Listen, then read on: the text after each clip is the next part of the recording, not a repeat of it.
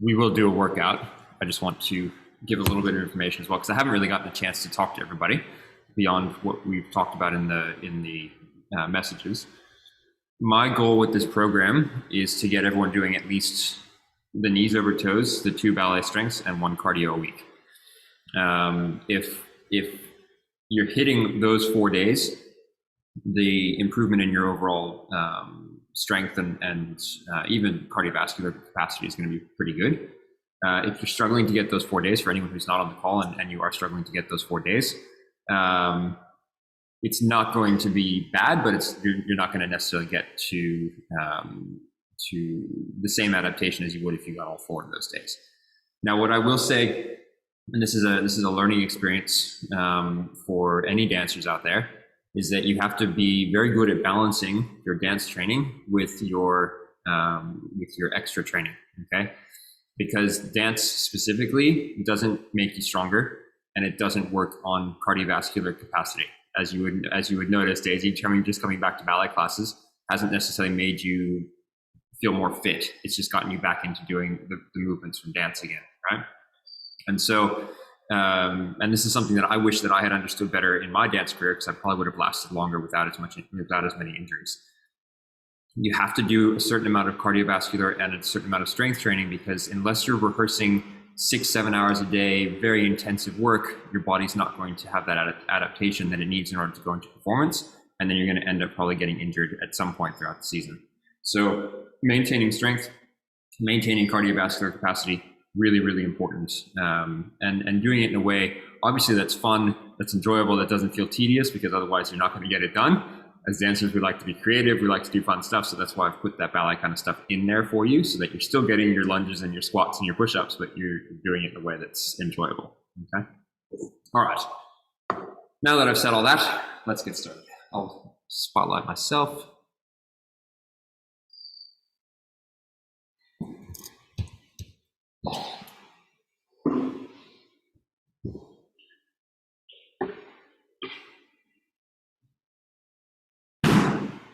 All right, so starting just like we would for a lot of the program, basically you're going to sit down on the ground, feet are going to be in front, hands are pointed away from your body. We're going to pull the shoulders back and down, and you're going to push your hips up 10 times. So we won't do a full minute today, we're just going to do it 10 times. So pushing the hips up to a bridge, coming back down. 1, 2, 3, 4, 5, 6, keep going, 7, 8, 9, and 10. Good. Turning over, hands onto the ground. Now, hands should be directly beneath the shoulders, and we need to pull the shoulder blades back slightly, engaging our core, wrapping the muscles in our thighs around our femur, so we've got a nice strong position in our push-up position. We're going to push back into a downward facing dog, and then coming back into that push-up position 10 times. Going for 1, 2, 3, 4, 5, 6, 7, 8, 9, and 10. Good. Coming into a squat. And we want to make sure that the heels are on the ground in this squat position. We're trying to keep our back as straight as possible, so we're not rounding through the back. We're going to place hands on the ground. And then you're going to stretch up into a hamstring stretch, and then come back down. Stretching up, 2, and back down. And 3, and 4, and 5, and 6, and 7, 8, 9, and 10. Good. Taking a nice wide stance with your feet, standing up. Nice wide position. Toes I want pointed slightly forward, so we don't want to be like in a turned out wide side position. Toes are going to be pointed to the front, squeezing your glutes, keeping your body as upright as possible. You're going to lunge towards your right leg, and then going all the way across at that same height to the other side, so not coming up at all. That's 3, going across 4, and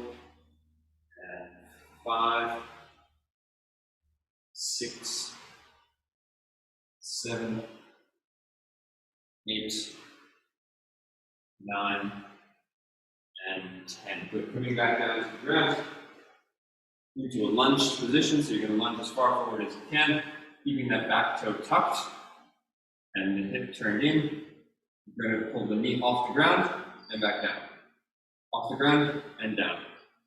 That's 1, and 2, and 3, and 4, going 5, 6, 7, 8, 9, and 10. Good, other side. Pushing into the front knee, going again 1, 2, 3, 4, 5, 6, 7, 8, 9, and 10. Good. Have a little rest, grab some water. That was the warm-up. And then we'll get into the first exercise.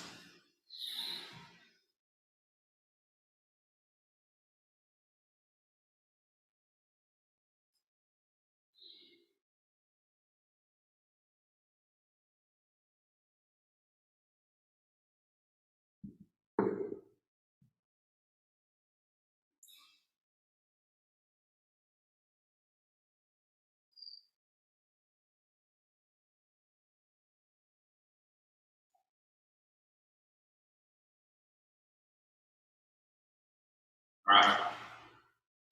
So we're gonna work on some of the new exercises that I've put in to the program for the next 2 weeks, so that you guys know how to do them properly for the next 2 weeks. All right. So this is stuff that you probably haven't done yet, or have done in a different method so far. All right. So first exercise we're going to start with is a forward lunge.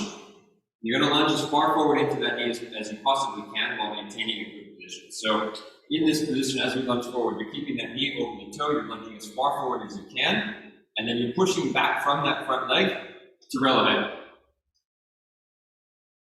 And now when we do this, in the videos that I've put into the program, you're either going to have a TheraBand, or you can push your hands together when you do it. It doesn't matter, both of them are going to be effective, but if you do have that TheraBand, grab it for now. Okay? So when you're doing it, if you do have TheraBand, you're going to pull apart. So holding it and just pulling it apart, creating tension through your back. Lunge forward, and come back up to releve. Lunge forward, and come back up to releve. We do that 5 times on each side. Lunge, control, and back up. Lunge and control, and back up. All right? It's a challenge. The challenge, yes, Daisy? Does it just come up to retire or onto releve? Onto releve as well. Okay. Okay, so you should already be in releve, in a releve-like position. This back foot is already there. Right? You're not changing anything. You're pushing off of the front knee and coming up. That's it, Neil. Good. That's it, Daisy. Good. Do 5 on each side and have a rest.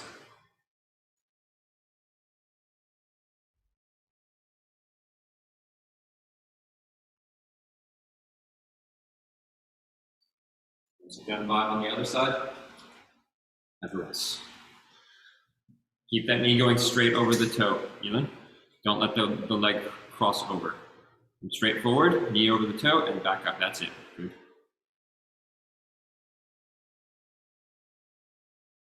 That's getting better. Good.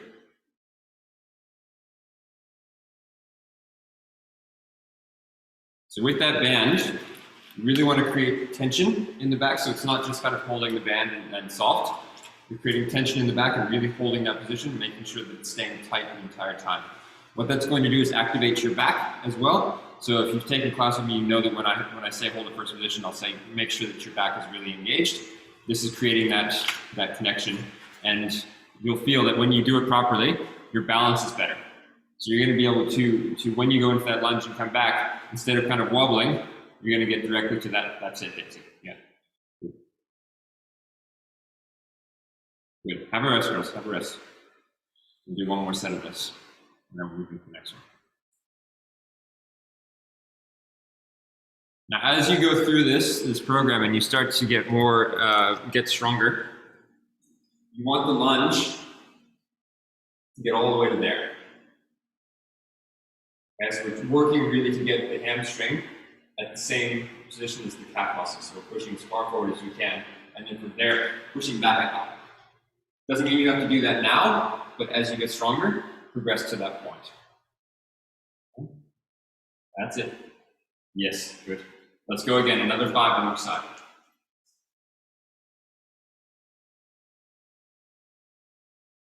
Control the movement, go slowly into the lunge, don't rush.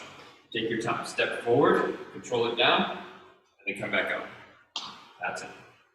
If you need to reset in between each one, that's perfectly fine.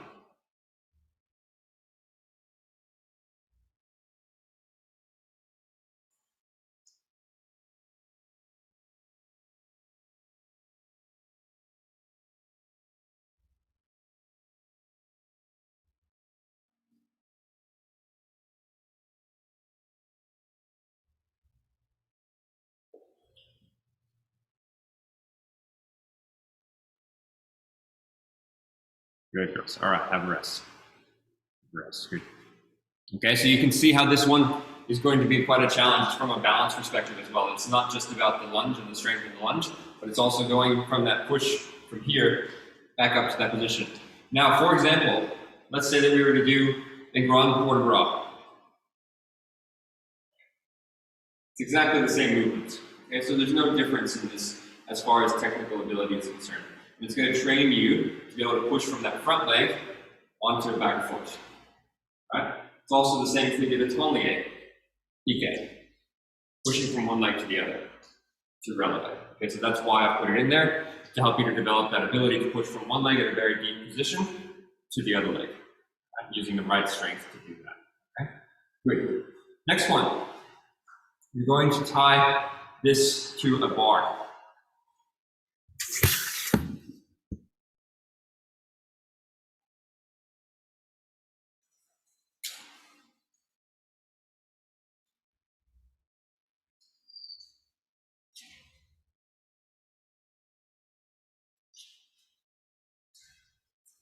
We tie it to something because if I pull my bar, it might tip over. Tie it to anything that's not going to fall over. Even if you tied it to the door handle, Daisy, that's going to be fine. Yeah. So it's something that's not that when you pull it, it's not going to pull away.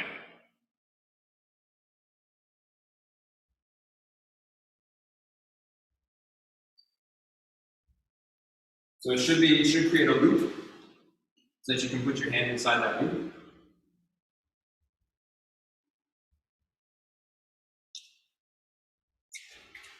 Pilates equipment is always going to be useful in this case.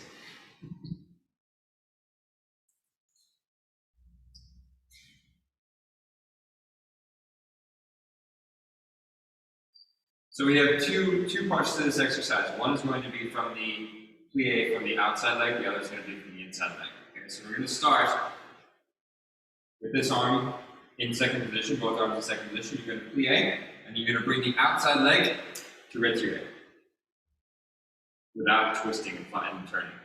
So bring the arms together in first position, and then come back to second. And then to first, back. Do that 3 more times. Down. 2 more. And last one. Done. And then from there, shift a little bit closer to the bar. And you're going to bring the other leg in. and down.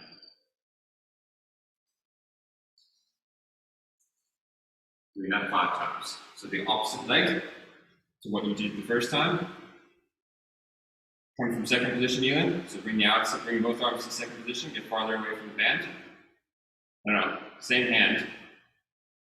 Still your right hand, but bring your right hand into second position. Holding the band. That's it, in second position. So you're like this. Right now you're here, and I want you to be here. So that when you plie, you have to pull that to come together.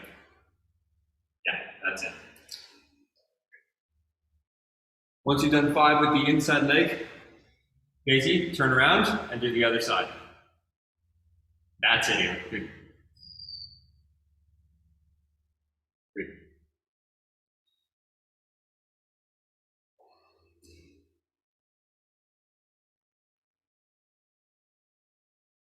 Once you've done 5 on that outside leg, Daisy, switch legs. Ewan, just do the same thing with the other arm now. That's it. Ewan, make sure that that arm that you're holding onto the band with opens up to second position each time and then closes. That's, yes, good.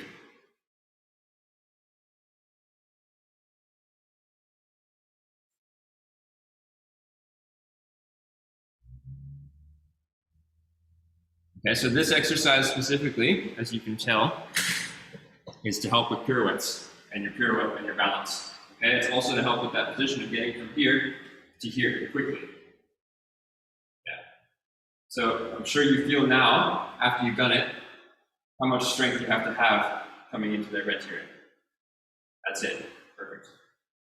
And so you can see how that adaptation, using that resistance of working against something, is going to help you to get that strength in your back and in your body for that turn. Yes, good. Good. All right, guys, good. Grab, untie the band, take it off. All right, we're just going to go through each of the exercises. Yeah, we're not going to break through today because you've all done a lot of work this week. Untie the band.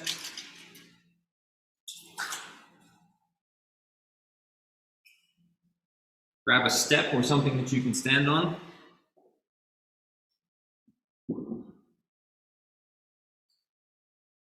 How high does it need to be? Just high enough that when your leg is in arabesque that it can swing.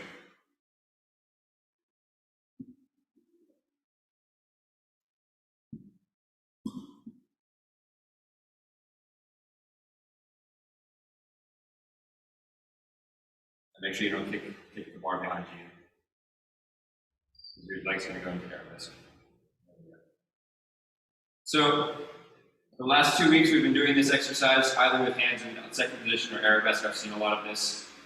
Yeah. So what we're going to do now is you're going to bring this band overhead like this, and you're going to pull apart.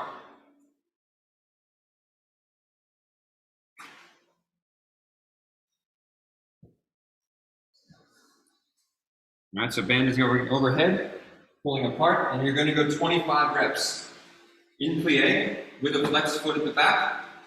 Pulling the band apart, going 1, 2, 3, 4, 5. Okay, it's fast. 1, 2, 3, 4, 5. Use the glute. 6, 7, 8, 9, 10. Keep pulling the band apart. 12, 13, 14, 15, 16. 17, 18, 19, keep going,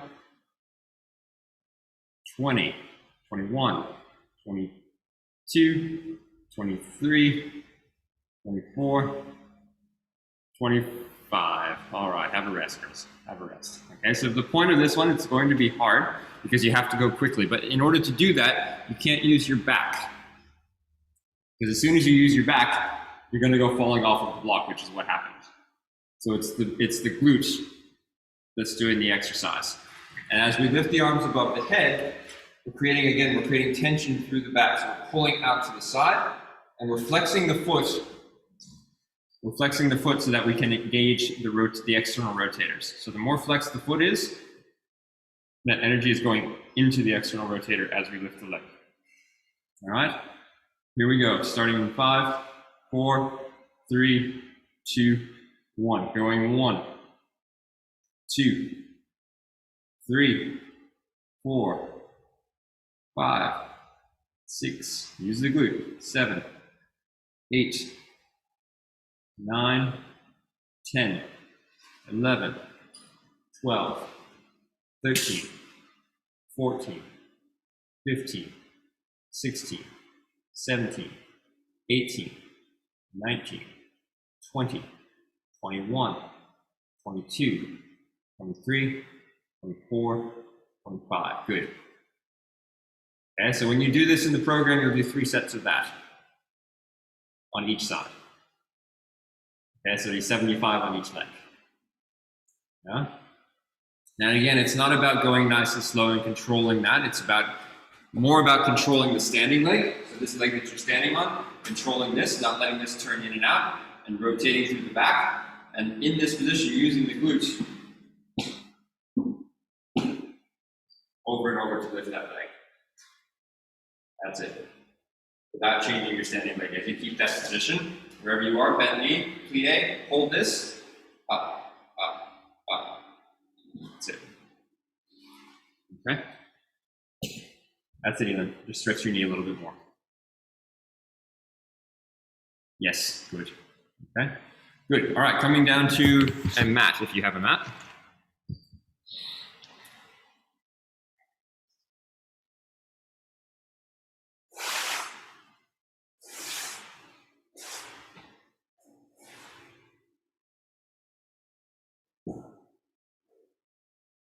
You're in a kneeling position. The knees are going to be about shoulder width apart, so not too close together.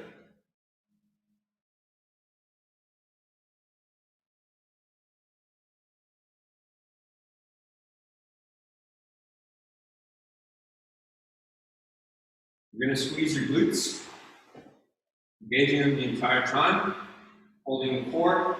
Hands are going to be by your side. You're going to hinge back as far as you can, and then come back up without putting your hands down. Okay? Do 5 reps. Slowly back. 3 seconds. 3, 2, 1, and then back up. Here we go. 3, 2, 1, and up. That's 1 rep. Slowly back. 3, 2, 1, and up.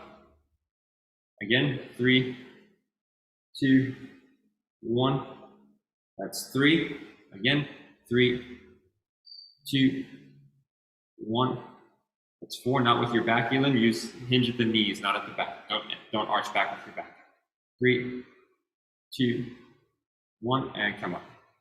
Good. Have a rest. Okay, so you can feel how that gets quite deep into the quadricep. All right. What this is doing is it's a short range movement for your quadricep. So whereas, for example, what I mean by short range and long range, this lunge, because we're starting from this position, we're going all the way to here and then coming back. It's a very long range movement because the joint is working through a full range of motion.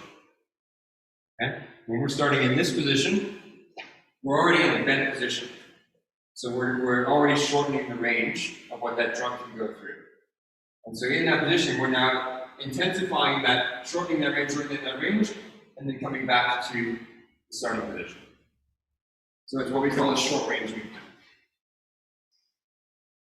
Now make sure your glutes stay engaged, and we don't lean with the upper body. It's just, that's it, good. And come back up. Good, good. Up. Do five more reps total, and then have a rest.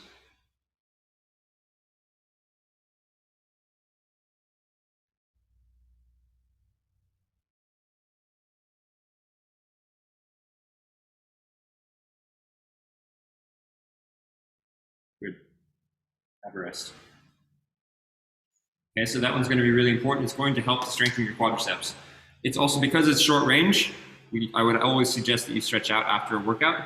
Okay, so we always want to get back that full range, but we need to have strength within the short range as well for things like rond de jambe en l'air, frappes, petit pompon.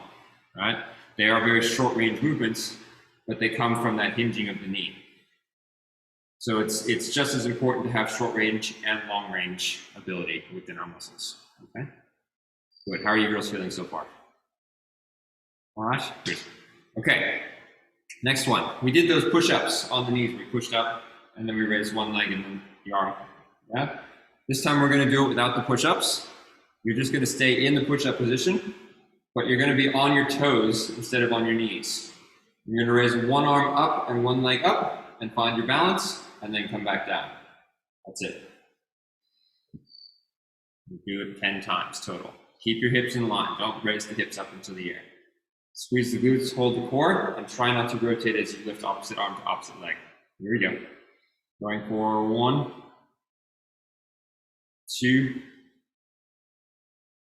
3, going 4,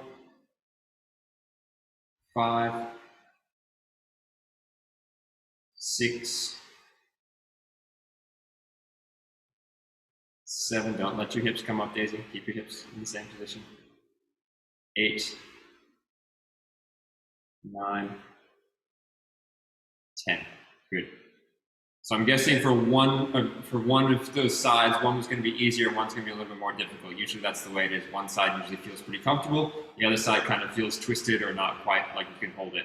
That's usually going to be the side that you don't have the same kind of control over your rotation. All right, so it's probably also going to be the side of the bar where when you do a rond de jambe, your body's going to open up as opposed to being able to control and stabilize. All right, so this one, because it's opposite and working both sides, it's going to help to even that strength out. Now, it's the same movement as an arabesque, if you think about it, right? Because if I do an arabesque, and I'm here, let's say I did first arabesque. If I was to be on a push-up position, it's exactly the same movement, except I put more challenge on my core by adding gravity into the equation. All right? So when I'm doing an arabesque, if I'm able to stabilize through my core and lift that leg, my arabesque is going to be much stronger. Whereas if I let it twist, which is what happens when your leg lifts off the ground and you twist, that's when we lose that stability. All right? Now, obviously, if it's too hard in the push-up position, we can always take it back to the knees. And understand that the knee adds an extra level of stability. Okay, so go with what is currently at your level. Obviously, do what you're capable of. Try to do it from the toe, but do what you can. Let's do one more set, girls.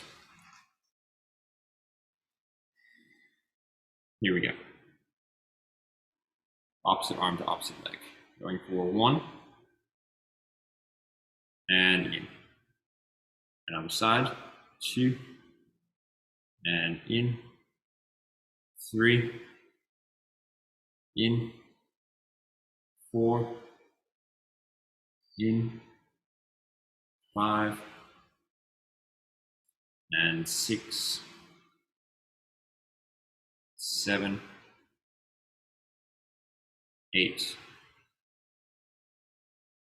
9. And 10. Good. Standing up, grabbing the band.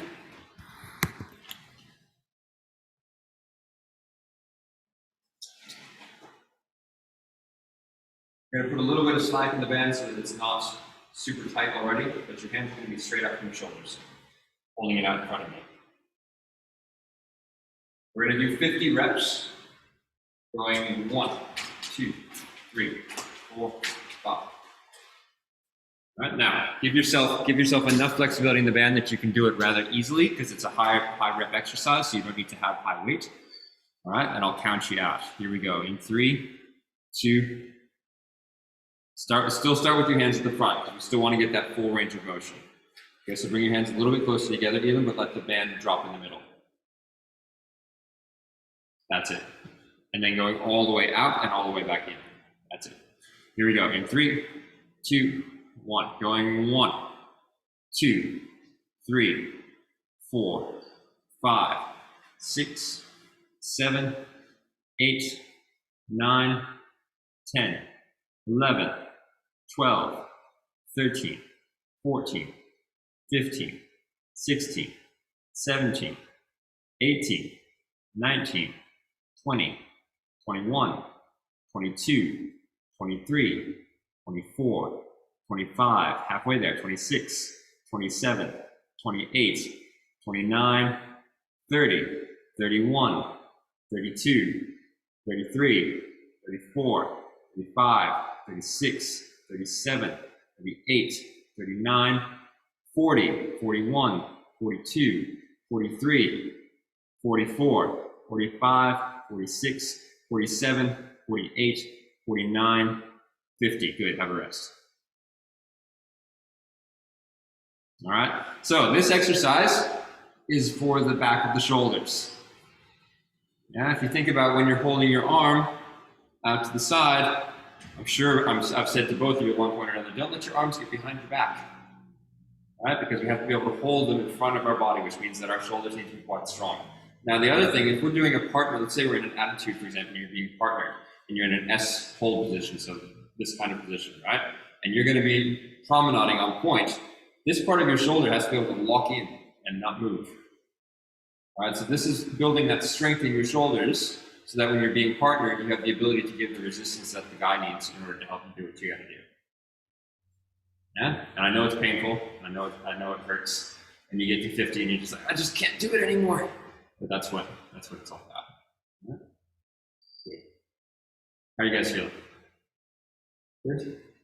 Good? All right. Any questions about anything? We won't do much more than that for today. Any questions about anything from the program that you're going through and you're like, I don't get this, or is this right? Is this not right?